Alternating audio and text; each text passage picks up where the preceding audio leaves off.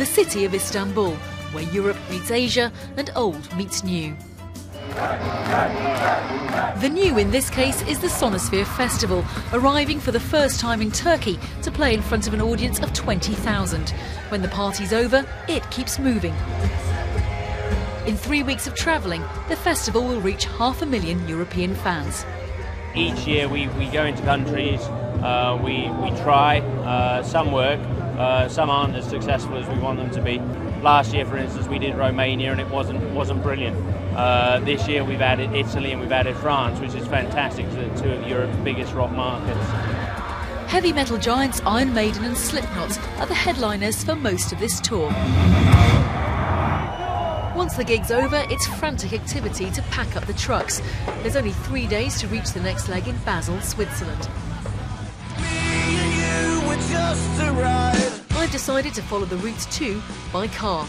It's more than 2,000 kilometres, driving through Croatia, Slovenia and into Italy and the Swiss Alps. Arriving in Basel, Sonisphere is ready to go. This couldn't be more different to Istanbul. Basel is where the three industrial hubs of France, Germany and Switzerland meet, providing an ideal ground to find rock fans. And this being Switzerland, the festival runs like clockwork. It also has a uniquely Swiss flavour, with glockenspiel band Blaas of Glory, who've played throughout Europe. In Finland, they are so depressed that it's very hard to play there. We made them laugh. We gave them a few laughs. We made them smile. Yeah. For the first time in their lives. So. They're amazing out there! And it's time for all of us to go. Go! Slipknot are in full mass flow, and I find the reason why the band and the crew can last the distance. I'm driving the tour, they're not. We have our own jet charter, so we fly every day or every other day. You don't fancy giving us a lift to Bologna tomorrow on your jet, do you? I could definitely give you a lift in the morning, yes. If you wish, it's a deal. That would be cheating though, so it's back in the car for another 500 kilometres to Bologna in Italy for the next show. Just as I arrive, so does a band helicopter, just to rub it in. Sonisphere Italy takes place at the world-famous racetrack Imola. By now, the headliners admit they're losing track of time and place. Probably be able to go and tour Sonisphere and never ever realise that there is anywhere else to live. You'll just be living in a Sonisphere bubble somewhere, you know. You've got to be respectful to where you are.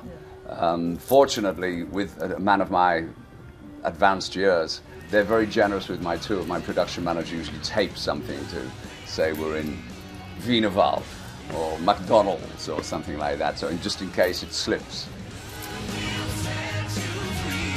Over the last week, I've covered around 5,000 kilometres of territory. The next Sonisphere for me, though, is at Knebworth in the UK, and I'm going to need more than a car to get there.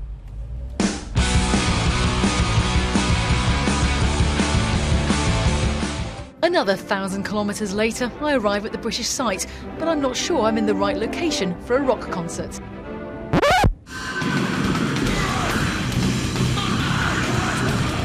Knebworth House, north of London, is now the home of Sonisphere UK. There are literally rock stars camping in the back garden. We are the home of classic rock. We're where Led Zeppelin had their last ever concert in the UK with their original lineup. We're where Queen had their last ever concert with Freddie Mercury. We're where the Beach Boys had their last ever concert with their original lineup. I mean, we are the final destination in England. The weather too is resolutely British, a shame as this is Sonisphere's biggest event, displaying the rock gods of the future as well as the present. The festival will rock on, but this is the end of my road. I know exactly how he feels.